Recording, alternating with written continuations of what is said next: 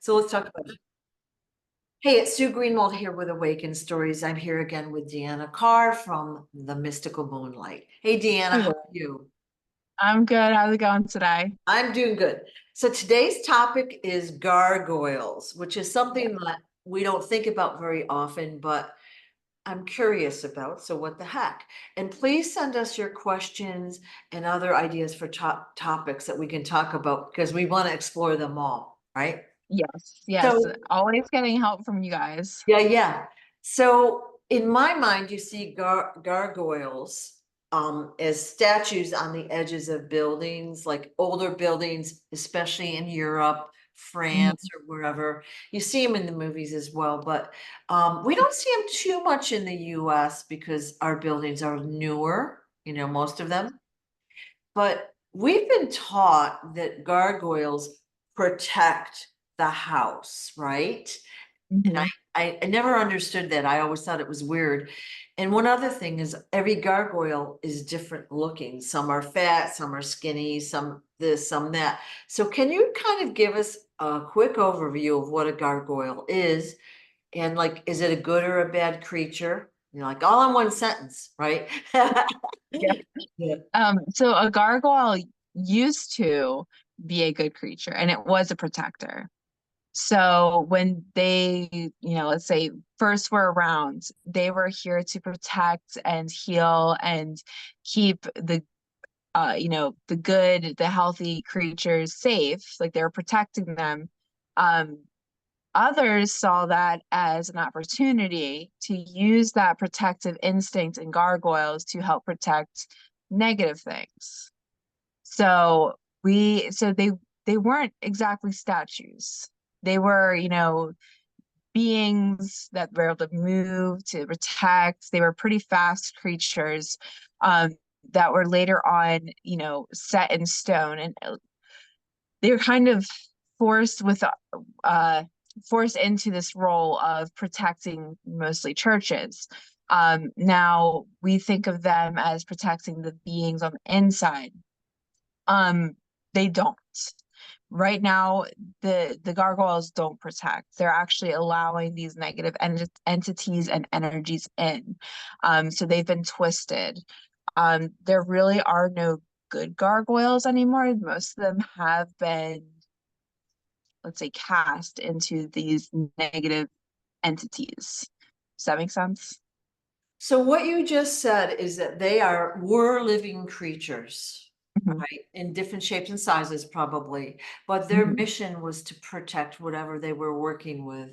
And we're going to say the dark forces, basically encase them in cement, stone, whatever, to make them like a statue, and was forcing them to protect the structure where they were doing nefarious things. Yes. Wow. Yes. So they ended up protecting the wrong beings. They were protecting and you see them in some of the movies where they do come to life. So they still have gargoyle energy. They can still, move their energy. They can still use that energy. They just physically cannot move. So they still have all those powers that they had at one point. They're just using it in a negative way. Wow, that has to be the worst punishment ever. Hmm. So they had So consciousness, but they can't physically move. yes. And then they know that they've been forced to do the wrong thing, but they can't change it. Mhm. Wow. So gargoyle, like I said, they were here at one point to be these positive beings, and then they were twisted. Is Um, there is there a way to release them from their prison right now?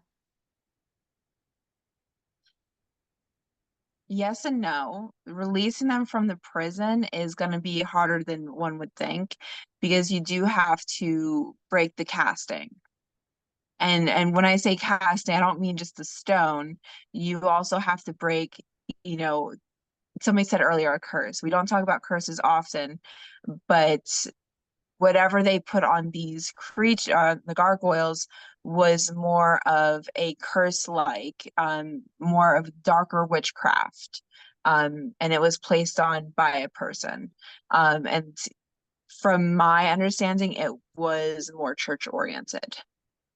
All right. So we have to figure out how you would break that type of curse because only certain type of species practice dark magic.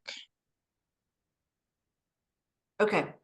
So what if one knew a very powerful being of light here on Earth now that could break this curse? All right. Then you, first off, you want to break the curse, Right. and then you want to break the casting. Now, it's not going to be like what was it Ghostbusters where they, come back out as a being or anything. Yeah. They will be able to move on. So once the casting is broken, they're going to be able to move on to their next life or whatever they choose to do. So you're basically allowing their soul to move forward. Wow. Like I did not expect that at all. Like I always, wow. Like, Yeah. okay. And so let's talk about, they're mostly on churches. Again, we're going to say mostly in Europe because those buildings are older and I've seen a lot of them. And we think of like Notre Dame, which burned, well, maybe 2 or 3 years ago. We know that there were sacrifices and all sorts of rituals and Mhm. nasty stuff happening there. But Mhm. all over these churches, there's tunnels and there's bad stuff happening. So they were basically forced to protect the dark beings that were doing that stuff. Exactly. Yeah. And yeah, you see them mostly on the churches. They're forced upon protecting these negative energies now. Um, and yeah, they're just using them for their own sake. Because they were really good protectors. Like they just, I don't know. Right. I don't know who specifically started it, but it was like they were captured and then like switched. Okay. So it is hard to say exactly how it started, but it started slow, and then they saw the energy that the beings could bring, and that's when they started going all out with it. So then gargoyles pretty much became non-existent, and they're just Okay. trapped. Are there any gargoyles left on Earth that are not in these little, on the buildings, in the encasements, we'll call them? No. No, gargoyles have left, at least our realm. So the whole race has been put into slavery. Yes. So they've fled because some creatures are smart enough to realize when a battle cannot be won. And at that point in time, they did not see a good outcome. So they thought their best situation to, keep their beings going was to flee. Okay. So they went to other places that needed protection, that needed their entities, that needed their understanding. So yes, there are beings that are they're not completely wiped out, but on our realm and in our area, yes, they're gone. Wow. Okay. Wow. I didn't expect that at all. Yeah. And they were conscious beings, and we'll say they were good way back when, whenever that happened. How long ago would you say this encasement happened, or whatever we want to call it? I mean, it's a while. It's at least over 1,000 years ago. Okay. And they So still have their it's been a while. consciousness. Yeah. They've been trapped. Like I said, it's kind of a hard situation because they don't want to be protecting what they're protecting because their soul is able to move around in different ways to protect, but they can also see what's going on. So they do have more understanding of the negative energies and what's happening behind the walls that humans don't really know. Right. So that's the other reason they kept them entrapped. Okay. Wow, I'm pretty pissed off right now, to be honest with you. Yeah. Is, is there anything It's else? Go ahead. yeah, it's pretty sad. I do see it changing though. Um, and that's the hard thing is, we respect these huge monuments, mostly churches, for their old structures, but we don't really know what went into it. Yeah, And usually the history of what went into it is different than what we've been told. we've been taught. I went to Notre Dame years ago and I didn't like it there. Yeah, I wanted to leave that area as soon as possible, and I didn't really know, I didn't know what was going on, but there was a lot of women there, with children, babies, yeah, begging, and the children never said a word. They weren't alive. Okay, yeah, like they were always quiet. Every baby was quiet because they weren't alive. yeah, That's how they made money. But there's a whole big system going on below these churches and other buildings. yeah. If For me personally, I choose not to go into churches. If Yeah, you've ever gone into one, I mean, personally, it's very negative. I've never had a good feeling when I went into the church. right. So I couldn't imagine being stuck on a church. Right. And a lot of them basically you use the energy. So the people in there are focusing their energy and it's funneled for nefarious reasons. Yes. And the structure of the church with the steeple takes the energy and it pushes it up to Mhm. whatever we're doing. Yeah. Yeah, there's a lot that go they're very smart. Yeah. They're Yeah. very smart.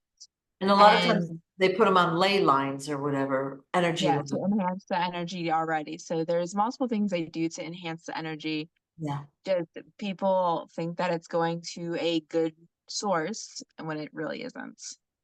Okay. And I always say, we think about God as being this extra being. What if we have the power? Switch it over. For those that, are in awe of these energies, switch the power to yourself.